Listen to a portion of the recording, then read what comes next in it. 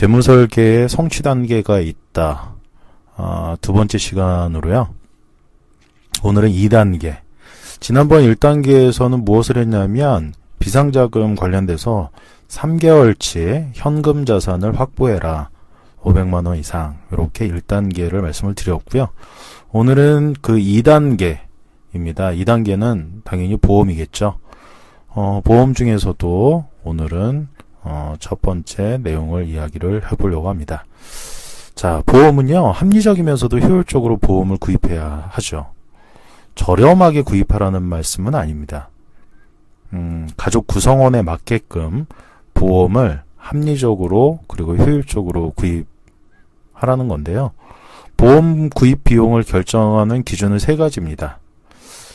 그 중에서 오늘은 첫 번째, 보험은 바로요, 첫 번째, 월급을 넘어서지 말아야 한다는 겁니다. 제가 2000년대 중반에 경험한 일입니다. 재무 상담을 하면서 말이죠.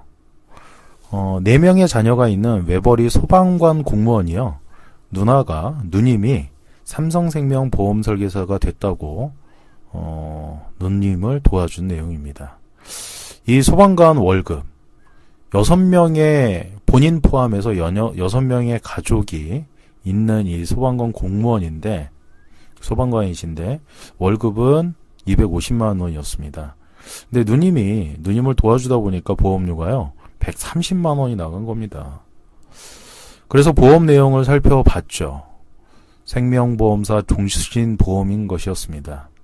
이것은요 사망에 대한 위험을 대비하기 위한 것이겠죠. 이렇게 2년간 구입해서 보유했던 종신보험을 2년 뒤에 누님이요 보험 설계사 일을 그만둔 겁니다. 그래서 어떻게 했어요? 종신보험을 해지했죠. 130만 원씩 2년이나 부은 걸 말이죠. 참 안타까운 일입니다. 월급이 250만 원인데 그쵸? 보험료가 130만 원 나간 거죠. 근데 꼭 필요한 보험은 없었습니다. 고소득자가 구입해야 하는 고액자산가가 구입해야 하는 종신보험을 비싸게 구입한 건데요. 중간에 해지를 했기 때문에 삼성생명이라는 보험회사는 아주 정말 좋았을 겁니다. 우리 애청자들께서는 다 아시겠지만 보험회사는요. 고객들이 중도에 해지해야만 이익이 남는다는 거 다 아시죠? 보험회사 고객이 100% 만기까지 보험을 보유하게 된다면 보험회사는 망한다고 하니까요. 월급 250만 원 중에 보험료로 130만 원 나가고 남은 120만 원으로 자녀 4명과 부부 2명 포함해서 6명 이 가족이 한 달을 생활을 한 겁니다. 120만 원 같고요. 자녀 4명 중에 2명은 쌍둥이였습니다. 만약 자녀들이 공부에 뜻을 품거나 공부를 잘하면 대학을 보내야겠죠. 1년 등록금이 1인당 1000만 원이면 이 가정은 4명이기 때문에 1년에 등록금만 4천만 원이 나가야 합니다. 월급이 250만 원이고 보험료로 130만 원이 나가서 120만 원으로 생활을 하는데 1년에 4천만 원씩 4년간 학비를 낸다면 1억 6천만 원의 등록금이 필요한 겁니다. 보험료 지출 후 남은 월급이요 120만 원이죠. 이것으로 1억 6천만 원을 언제 만들 수 있을까요? 1년 내내 안 먹고 안 입고 걸어서만 다니면은요 1200만 원을 모으게 되고요.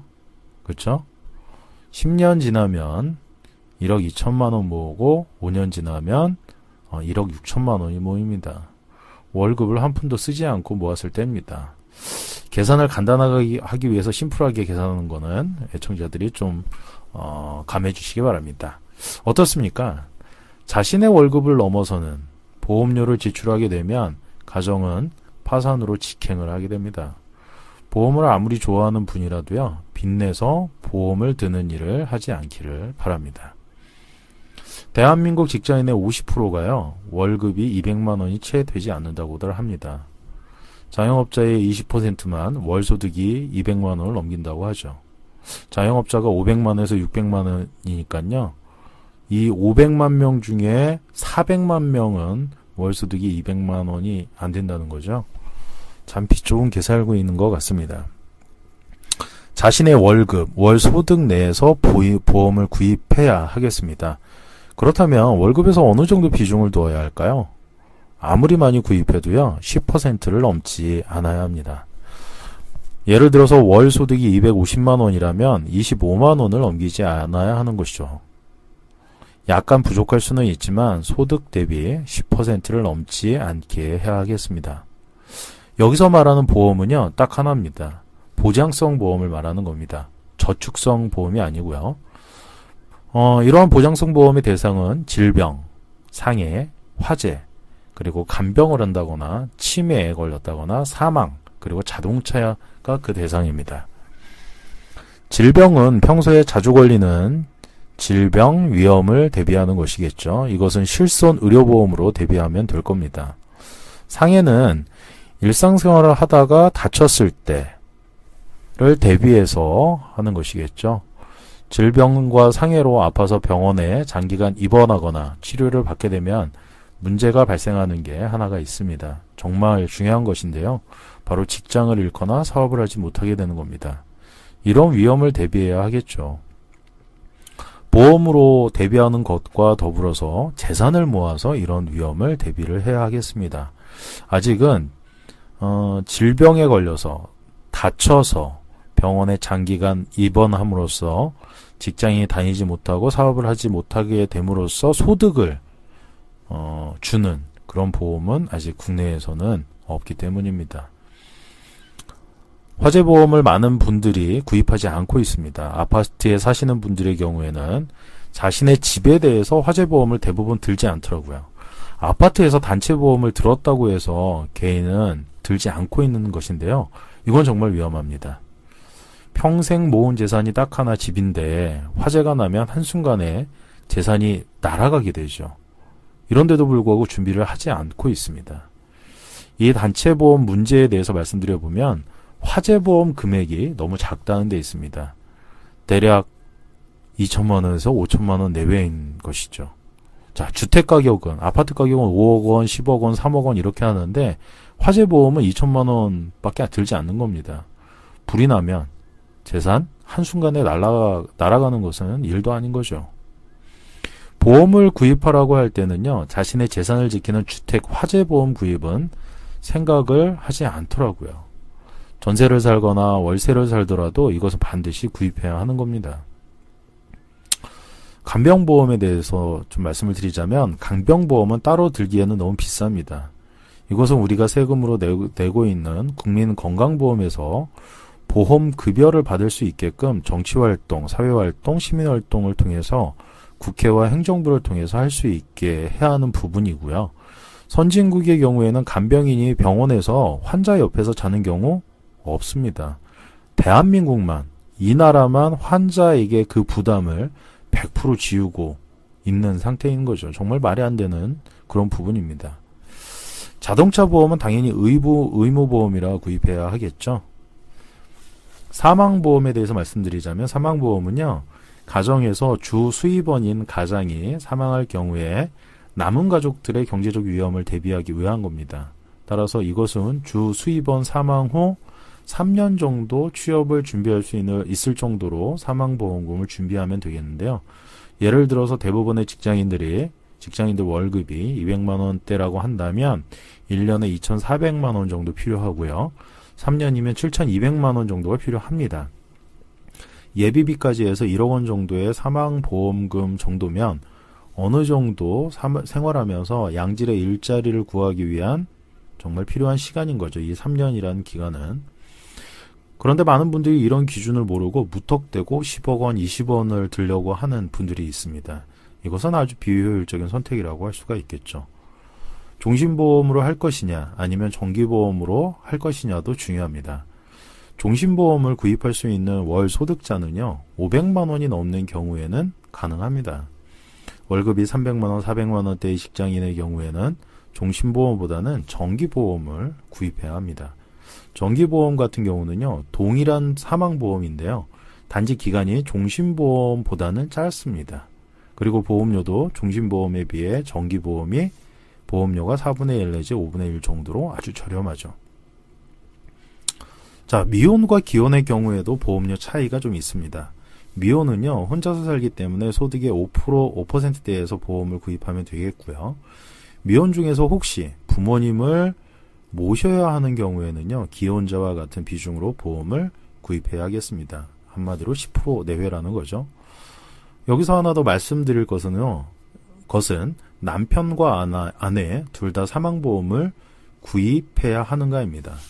물론 당연히 그렇게 해야 합니다. 왜냐하면은요, 현대에 들어와서는 여성의 소득이 더 많은 경우도 많기 때문입니다. 하지만 소득이 작더라도 부부는 동일하게 사망보험금으로 사망보험을 준비해야 합니다. 아무리 원수 같은 부부라 할지라도요, 배우자가 사망하게 되면 최소한 3년 이상은 그 정신적 충격이 지속된다고 하고요. 이런 상황에서는 가정을 제대로 돌보기가 어렵기 때문입니다. 자, 오늘은 이렇게 보험, 2단계 보험에 대해서 알아보는데 그 첫 번째로 월급을 넘어서지 말아야 한다는 말씀을 드렸습니다. 역시 이 내용은 제가 운영하는 다음 카페 김태남의 궁죽통에 들어오시면 보실 수가 있습니다. 좋은 정보 많이 챙겨 가시길 바라고요. 오늘 PPL 바로 들어가겠습니다. 자, 우리 애청자들에게 제가 드리는 선물입니다. 선진국 투자 상품을 국내에서도 해외 직구할 수가 있는데요. 여기서 주의할 것은요, 투자 상품이라는 겁니다. 투자 상품이라는 말에는요, 바로 이 의미가 담겨 있습니다. 원금 손실 위험이 있다는 거죠. 하지만 어느 운용사가 하느냐에 따라서 원금 손실 위험을 낮추느냐, 그런 관건이 있겠죠. 바로 글로벌 헤지펀드사가 이러한 자산 운용을 통해서 원금 손실 위험을 낮게 해서 저위험, 중수익을 추구하게 됩니다. 그리고 운용 기간은 짧습니다. 1년이기 때문에 아주 편하게 언제든지 필요할 때 자금 운용을 할 수가 있습니다. 특히나 한국의 경우에는 저금리, 저성장, 장기 경기 침체에 놓여 있기 때문에 반드시 필요하다고 보고요. 특히나 고용의 불안정이 점점 커져가면서 이런 거는 필요하다고 봅니다. 그리고 제가 판단할 때 국내 증권사의 원금 보장형 ELS 상품보다 10배쯤 뛰어나다고 판단이 되는데요. 이유는요, 원금 보장형 ELS 상품은 대부분 만기 시에 원금만 가져갑니다. 수익을 거의 못 가져가죠. 그런데 이러한 선진국 투자 상품의 경우에는 매년 꾸준하게 배당을 받고 있기 때문입니다. 보다 자세한 내용은요, 제가 운영하는 다음 카페 김태남의 궁죽통에 가입하시면 게시판 중에 하나인 글로벌 금융상품 게시판에 이러한 내용이 게시되어 있습니다. 애청자분들 많이 가입하셔서 경제적 안정과 재무적 자유를 이루어가시는데 조금이라도 도움이 되시기 바랍니다. 현재까지 제가 찾은 어떤 금융상품 중에서는 재산을 증가시키는데 거의 유일한 아주 좋은 상품이라고 판단을 하고 있습니다. 많이 활용해 보시고요. 우리 애청자분들은 더욱더 경제적으로 여유로워지시길 바라겠습니다. 오늘 방송은 여기까지 하고요. 다음 시간에 다시 만나 뵙도록 하겠습니다. 이만 안녕.